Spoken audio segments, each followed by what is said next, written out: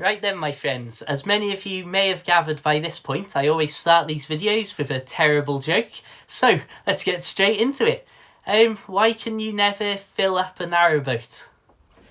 Well, you should have seen this coming, because you can always get more in. More in, more ins. Like mooring. I'll show myself out.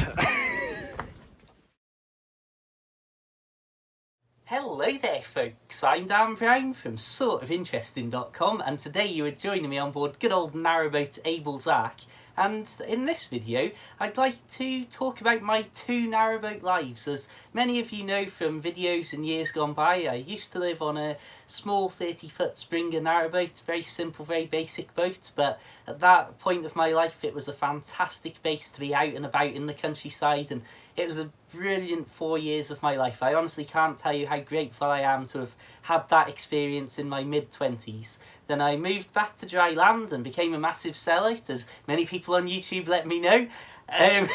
But then after 2 years or so on dry land, I couldn't resist coming back to the canals and have a very different lifestyle. As I used to say about boat life, that narrowboat life can mean so much to different people, from boat to boat, from person to person, and now in my case, from my previous boat life on a very small, simple, basic boat to how my life is now. I'd like to talk about the difference and just why it's so good to be back on the canals, I suppose. When people ask me about, oh, what's it like, how are you finding it? I always just say, well, it's good to be back.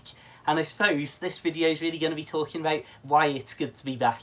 And as I say, I suppose we'll start by looking at this boat, looking at narrowboat Tilly, and well, just comparing the two. So we'll throw a few clips up of good old narrowboat Tilly first, as I want to talk briefly about my experience of 4 years living on a very small boat such as here. And I think we've got to start by saying that I first had the boat life idea when I was in my early 20s.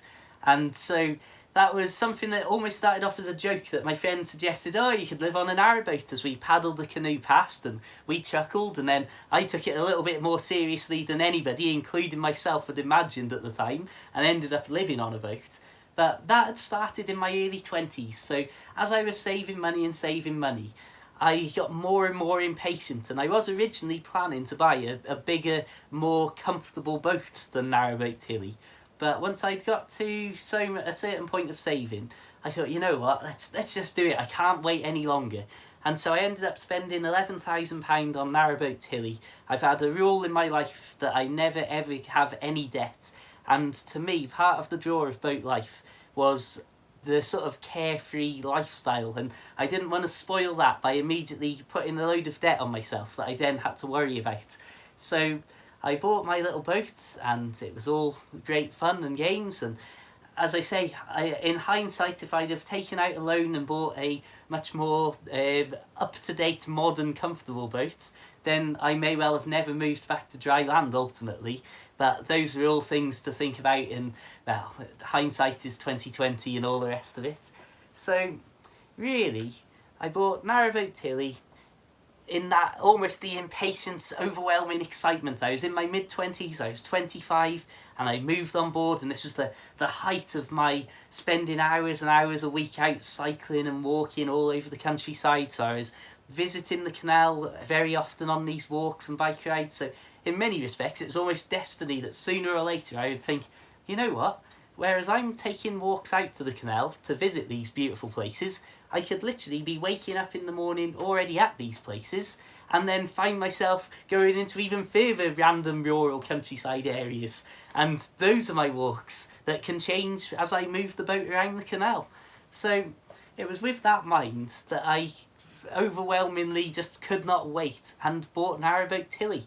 And as I was somebody who was very much into camping, I've spent weeks and weeks up camping all over Scotland in the wild, it was something that I was more than prepared to live a very simple, basic life. And having only 15 feet of indoor space on narrowboat Tilly, it really did. It made me really appreciate something that me and several of my friends had thought all along about, the nature of possessions and what brings you happiness and what's important in life. And as I downsized and downsized, I mean, I'd previously only been living at my mum's house, and it wasn't as if I had much stuff apart from my books even there. But moving into such a small area where you're sleeping on a camping bed, a sofa bed, sorry, and you physically can't have a lot of stuff, it really did make me appreciate even more so just how much I love experience and being out in the great outdoors. However, even I, in hindsight, have to say, when I consider that I lived on Narrowboat Tilly for almost 4 years, and I have slept for over 1,000 nights, well over 1,000 nights of my life I have spent sleeping on a sofa bed, on a tiny little boat floating around in the canal, that I would have to then, in the mornings, turn back into my living room area. It's strange in hindsight. It makes me wonder how on earth I did it for so long, and how I was so happy and content to do it. So I suppose Abel's Ark, even though she's only a 45-foot boat, and a lot of people will scoff at me and have a little bit of derision of, oh, you live on a 45-foot boat, is that it? It's something that, to me, in comparison to Narrowboat Tilly, it's like the lap of luxury. But Tilly was a fantastic experience, and that's how I look at it and how I've always viewed it and remember it, I suppose, that it was a time in my life where I was at the absolute peak of my physical fitness, cycling and walking thousands of miles a year, as I've done for many, many years, even before boat life. So I was fit enough, I was young enough, dare I say it, to be waking up in the morning at whatever time before 7 o'clock, cycling into work X amount of miles, cycling back out of work X amount of miles after an 8-hour shift of lifting boxes and stuff. And it's strange that I think of some of the winter times where it was really harsh winter and really bitterly cold, and I'd be at work in the daytime hours after I'd cycled in this bitter cold, and sometimes, I mean, there were multiple times that I fell off my bike in the ice and in the very cold winter nights and early mornings when it's pitch black, and I'd, to be honest, I've taken some real tumbles in my time on Narrowboat Tilly. But it was just something that, because I was already so invested in the outdoors lifestyle, I just took it and I rolled with the punches.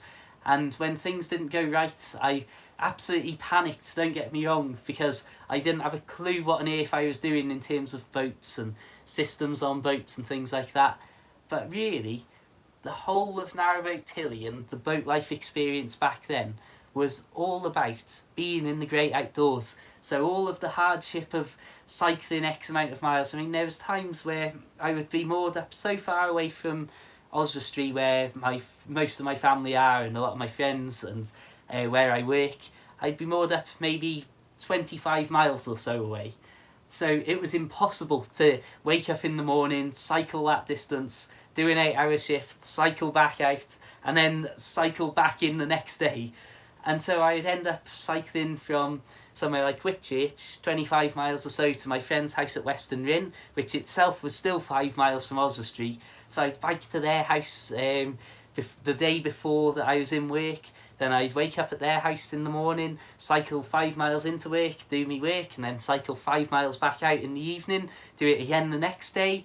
And then, on top of that, the following day, I would then cycle the 25 miles back out from to the boat from their house. So there was an awful lot of that sort of extraordinary amount of time, I suppose, taken up in travelling. But, as I say, that was almost part of it. My commutes to work, just like they are now cycling from where I've been cycling from on board Abel's Ark, cutting through beautiful rural places and country lanes. So in some respects, the stuff that I did for pleasure and leisure in previous years became, with Narrowboat Tilly, the sort of daily life. And if I wanted to get to work, then I had to have a rural bike ride, which was great for most of the year. But as I say, there then became times over the winter where it was such bad weather for so long on it, like for months on end, that I'd be cycling down flooded country lanes where, first of all, you've got the dangers of hitting a pothole or something and coming off your bike because it's under the floodwater. But I'd literally be pedalling my bike to work in the morning, and my feet would be going beneath the water level as I was going down these flooded lanes. And you can imagine starting your day in that way with literally soaking wet feet that are quite literally getting your boots filled with water from above because they're going beneath the floodwaters. it's not quite so good. And I think again back to that time in my life and how on earth I managed to keep going for so long, because I'd then get back to the boat in the evening soaking wet, and just, I mean, remember this is a 15-foot indoor space, so I'd hang my coat over the fire to dry out, but then that'd steam up everything else, and then I'd literally have to make my sofa into a sofa bed and then go to sleep literally about 4 feet away, my head 4 feet away from dripping wet clothes and stuff like that. But it was all part of life, and it was part of what I'd signed up to when I knew I was buying a small, simple boat with not many mod cons or luxuries.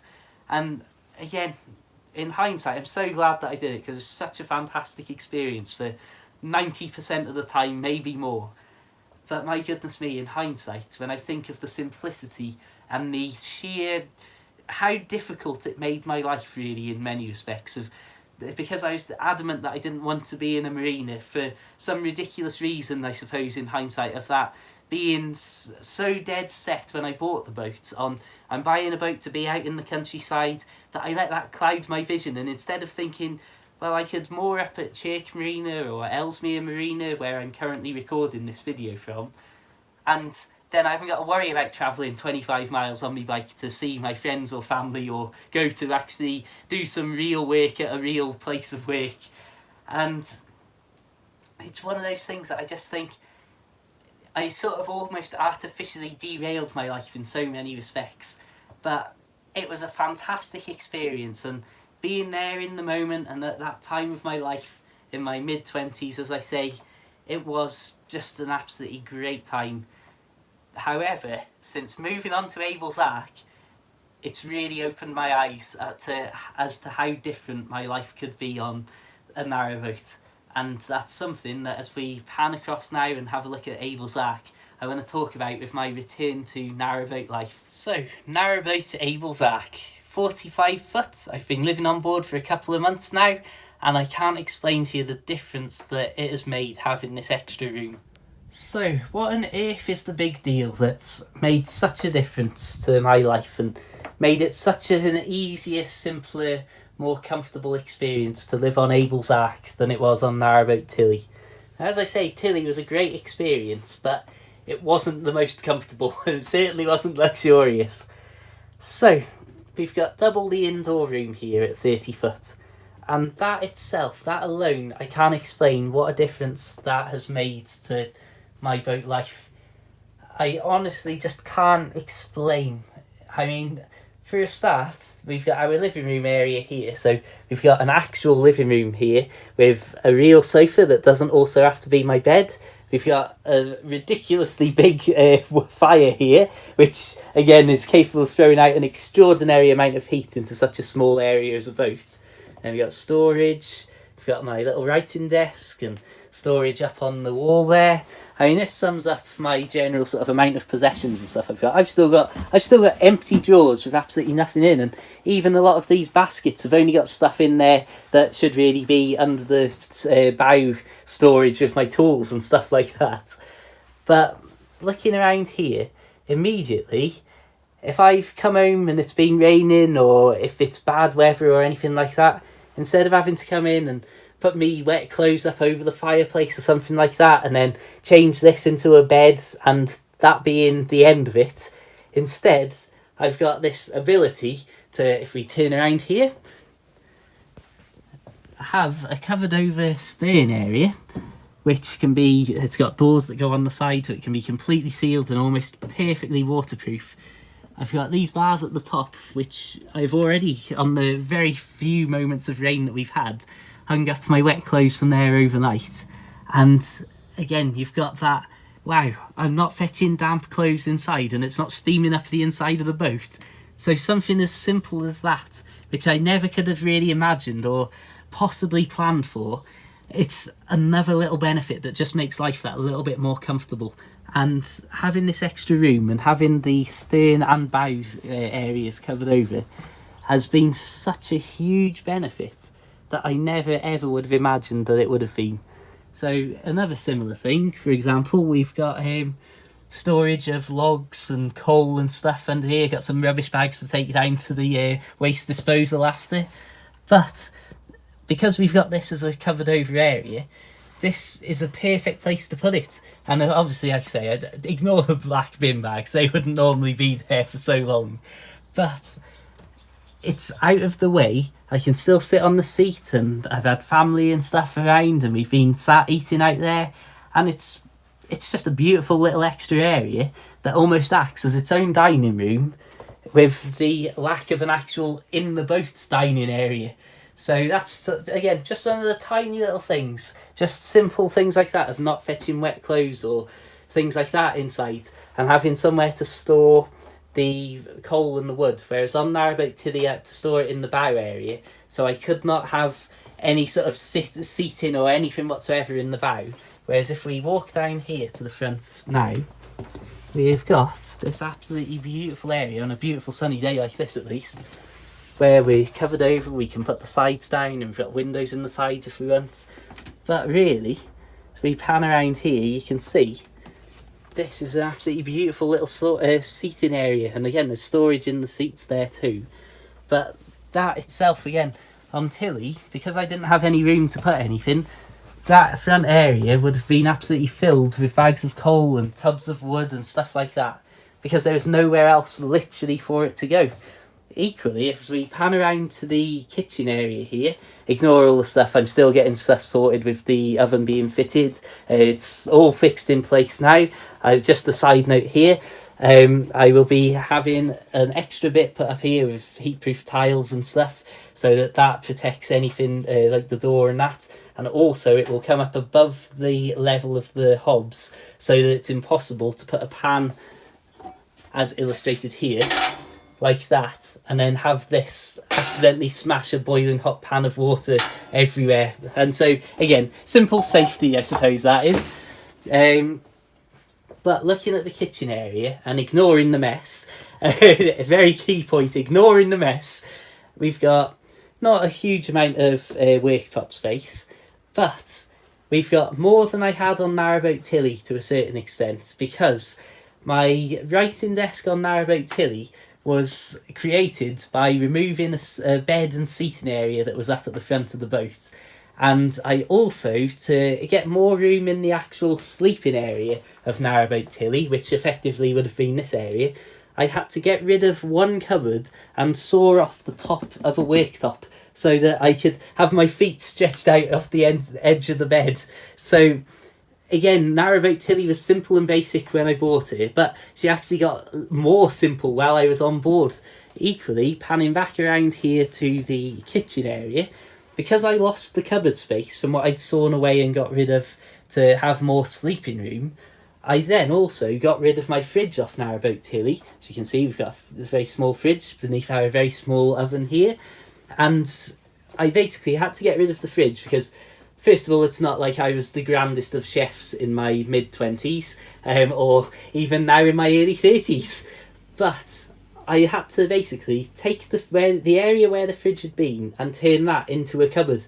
And so I made it into a very large cupboard by not making it a cupboard at all, and basically just keeping an open space and putting some shelves in it, and then covering it up with a cut piece of shower curtain as a makeshift door, because the area was that wide. I couldn't physically get a door big enough and then be able to open the door in the little alley of the kitchen on Narrowboat Tilly. So again, got a boat just leaving the marina there. I don't know if you heard the ignore how dirty the windows are. It's just gone out of sight now. So again, something as simple as that. I've got, as I say, this extra 30 foot of, or this extra 15 foot of space on Abel's Ark allows me these luxuries such as a fridge and an oven and a proper writing desk. And none of this is being cobbled together or, well, I say that there, so don't quote me exactly on that. A lot of my life is cobbled together from odds and ends. But this is like a proper desk that I've sat at on dry land and used, rather than my previous desk on Narrowboat Tilly that was literally just a piece of wood that I painted that was cut to shape to fit in just any space that it could fit in on board Narrowboat Tilly.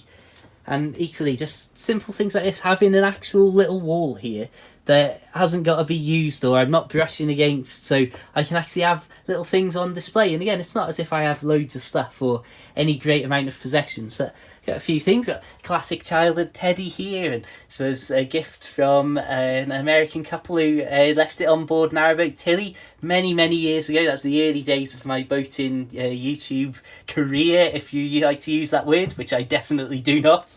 And good old Rasta Mouse here, classic children's character in Britain, off one of my friends as a moving in present on Narrowboat Tilly. Again, things like my inks and stuff like that. I absolutely love writing and me fountain pens, as many of you know. In fact, there is literally my book. But it's just nice to be able to have a few things like that. I mean, I'm very minimalist and like to... Oh, of course, we've got have a little heart, another gift, and then my little boats, little crochet is that. Little Narrowboat Tilly there. And an absolutely beautiful painting that a chap called Graham did for me. Just great stuff. Anyway, that's all the distraction I'm getting involved in. But even though I don't have loads of stuff like that, it's nice to have somewhere to put it. That's like, oh yeah, look, this is more homely rather than on Narrowboat Tilly. Every inch mattered, so you had to be... No, the more stuff you had around, it made it look smaller and more cluttered. Got my old licence plate there, one for Tilly, one for a kayak, believe it or not. So... moving down here, we've got the bathroom area. So we've got an actual proper shower as opposed to the wet room shower that Narrowboat Tilly had, which this has the amazing luxury as well of having an actual electric shower pump. Whoa. So basically, while you're having a shower, the water is pumped out from beneath your feet. Whereas on Narrowboat Tilly, you could have a shower, the water all pooled below the bathroom in a big tank, basically, and then you had a hand pump that you had to physically pump the water out of the boat with. So that was great fun. And of course, because it was just a big wet room, you then had issues where you had to move your toilet out of the way and stuff like that. Whereas on this boat, I've not only got a little camping toilet here, but I've got a proper actual built-in pump-out toilet. But I've got to be honest, I'm not a big fan of pump-out toilets. I just don't like the idea of it all being built into your boat. Whereas this, it's keeping it simple. You can pick it up and take it off board if there's emergency situations. And of course, then we've obviously got like your sink and the sort of stuff you would expect, along with extra storage area and stuff here. So instead of being on Narrowboat Tilly with the shower in a wet room, where I'd have to quite literally move things like toilet rolls and stuff like that out of the bathroom when I had a shower, otherwise it would all get wet, or at the very least it would get splashed and damp. Instead here, I've got a very small shower cubicle, don't get me wrong. Yes, this is not my shower curtain. Again, I swear I will get around to replacing it at some point. But just having something as simple as this, an actual proper shower that's its own thing in a contained unit, that itself, I can't explain to you how much of a difference that makes and how much easier it makes life. Now, if we sit outside under the cover here, we can pan around and have a look indoors. And you can see, again, we've got a proper full-size double bed on board here. This is actually my bed that I've had for many years, since I bought it a long time ago. And so it's a proper full-size mattress. And that, compared to spending 1,000 nights plus of my life living and sleeping on a sofa bed, which is your living room in the mornings and the daytimes, and your bedroom at night time. This, I cannot explain to you what a luxury this is compared to good old Narrowboat Tilly. I feel like I'm giving Tilly a bit of grief here, but it's just one of those things. I'm so sort of overwhelmed with how amazingly comfortable life is on something that still, as I say, many people would consider a very small boat, as Abel's Ark, to live on. It's such a difference to Narrowboat Tilly. And again, we've got proper built-in wardrobe, whereas previously on Tilly I had to put my clothes folded up on shelves and stuff like that. So we've got storage there, we've got storage underneath the clothing, we've got storage underneath here, and then the water tank directly beneath our feet. But I'm sure that I don't have to explain how much simpler and how much more pleasant it is an experience, really, to have this rather than a sofa bed. And certainly if there's people staying on board and stuff, as when I was on Narrowboat Tilly, I had friends and people on board, and you can imagine us all cramming into a tiny 30-foot space, and we'd be sleeping on air beds and camping beds. Great fun. Oh, you've got a boat, I think, yeah, the day boat there, just see the edge of it maybe, turning around. Wow, you're actually getting to hear some noise in the marina, how rare is that? But, as I say, in all seriousness, in all proper, genuine, like, hindsight, looking at Tilly and then looking at this, it does make me think, if I'd have spent more money on Tilly, or on a boat instead of Tilly, would I have ended up ever actually moving off board because things got overwhelming, because there was just so many odd jobs that needed doing, and Tilly was obviously a boat that I could only live on for so long with such limited space. But then again, I also think, had I have got into debt to buy a bigger boat back then, I wouldn't have been able to have the carefree sort of outdoors lifestyle, spending so much time away from work and in the outdoors. And again, this, since moving on to Abel's Ark, we've had so much of this absolutely incredible sunlight that it's just been yet another thing that's proven how amazing boat life is. And it's these sort of experiences that make me also then counteract my claim of Narrowboat Tilly and should I have bought a bigger boat. Days like this and weeks and months of this sunshine that we've had makes me remember just how good it was on board Narrowboat Tilly, because the focus wasn't on what's inside the boat, it was on what's outside the boat. And as I've revisited over the last couple of weeks, I had a 16-day boat trip, only travelled 11 miles of canal and just spent a few nights here, a few nights there. It was just absolutely wonderful to get back into some of the places that I hadn't been, and I certainly hadn't slept for a couple of years. So yeah, I suppose if we come down and just a few final thoughts here. There's other stuff that isn't specifically related to space and room and stuff on board Narrowboat Tilly. So there's a couple of things that I think are probably overlooked, or certainly not the top of mind sort of things to think about when comparing my life to Narrowboat Tilly and what makes a difference. And that can be something as simple as the modern internet. So I've got this Wi-Fi dongle here which is being dazzled by the light on the boat behind us. But basically, as you can see just by holding this, we've got the signal strength changing and that. But because you're in a steel tube on a boat, if you've got a phone, very often, if you haven't got great signal to begin with, as soon as you move away from the windows on a boat, it suddenly loses signal altogether, because we are, after all, literally in a steel tube here. So having something like this now in the modern age, which the internet and the phone service around the place is much better than it was when I first bought Narrowboat Tilly, but having something like that I can leave in the window so that my phone and my laptop and stuff can directly connect straight to the internet via that, which is in the window, so it's got a good connection, or at least a better connection to the internet than if I was sat here on the sofa looking up at it, for example.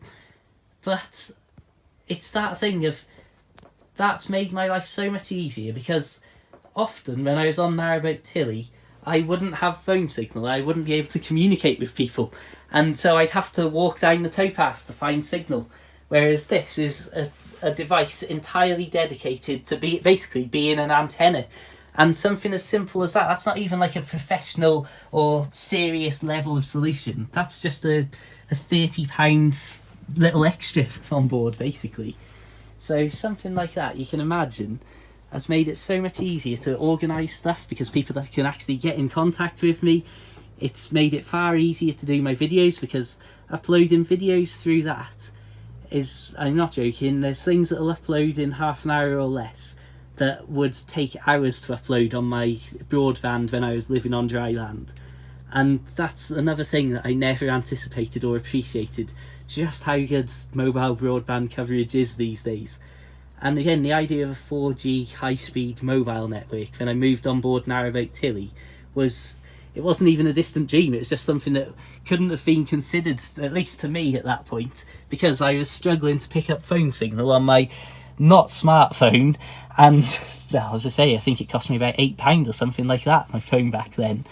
Whereas now, obviously you've got things like all this internet streaming and Netflix and all that, and being able to lie in bed with a flawless internet connection, loading HD videos up onto my laptop that acts as a miniature television in the corner of the room. That's the sort of thing that makes me think, when I look back to Narrowboat Tilly, that it was almost, I just can't explain the difference, basically. And another thing that I hadn't really appreciated about having a marina mooring is not only how much easier it is not having to worry about moving and keeping within the 2-week rule and all that sort of stuff, but as I say, also not having to do these extraordinarily long bike rides to get to anywhere that I needed to be, or even just simple things like when I'd be moored at somewhere like Wixall, I'd be walking within, 12 miles plus just to go to the shops and get some supplies and stuff. So having somewhere that I can come to in relative peace and calm, and we're literally a 10-minute walk from a supermarket here, and yet what an absolutely beautiful place this is to be. That again, I think it's almost the novelty to some extent of being moored up amidst loads of boats, and certainly some very beautiful boats like this one right next to us. What an absolutely beautiful boat that is. Nice traditional colours and paintwork as well. Absolutely love it. But something like that, just the ease of getting to and from a bus routes. For example, I have a space on the front of the boat there on the roof, which is where I keep my bike. And something like today, where I've been into town and I've come back out on the bus because you've got like heavy stuff in your bag, and such an extraordinarily hot day. I mean, this is literally the middle of a heat wave that I'm filming this in, and so having the ability to be like, oh, you know what, I don't fancy doing a 8.5 mile bike ride, including a big hill, wearing a heavy backpack, well, being absolutely roasted by the sun. It's, oh yeah, I can just hop on the bus, and because I'm not, say, 3 miles from here down the towpath, it's not a big deal. I hop on the bus, and it's about a 10-minute walk from the bus, from supermarket and stuff like that. And it's that sort of thing that's made life so much more comfortable that I never could have explained or previously imagined when I was living on Narrowboat Tilly. Equally, there's literally a tumble dryer and a washing machine, the proper full-size one in the marina, and there's even showers and stuff like that here, or a shower at least. So again, things like washing clothes and that, it's like, I've never owned a tumble dryer, I've never had access to a tumble dryer before, and suddenly I've moved on to a 45-foot boat and I've got better facilities than I've ever had previously in my life. So it's things like that that are the unspoken, sort of overlooked benefits of being in a marina. So yeah, I've got to say, really, all in all, it's good to be back on the canal. Thank you very much for tuning in. I hope you've enjoyed this video. I hope it might have proved interesting. It was interesting for me to sit down and actually examine my life on Narrowboat Tilly and think, flipping heck, this was certainly a rough and ready lifestyle. I didn't realise quite so much at the time without the benefit of hindsight and seeing what it's like on a bigger, slightly more modern boat, I suppose you could say. So anyway, thanks for tuning in. If you'd like to know more, then please do check out my other videos. There's hundreds of videos from my life on Narrowboat Tilly, and of course all the new videos from Abel's Ark. If you'd like to help me out, then please consider checking out my short books about life on a boat, available for the Kindle, or several of my Kindle books printed out into one paperback volume, available on Amazon. You'll find links in the description, or visit narrowboatbooks.com and that'll take you straight to my Amazon page. As always, as well, feel free to have me on Facebook and like the Facebook page, and Instagram and Twitter and all that sort of stuff. Loads and loads of links in the description below. But until next time, my friends, just thank you so much for tuning in. Have an absolutely fantastic day. Keep it interesting, keep it boat worthy, and of course, my friends, farewell.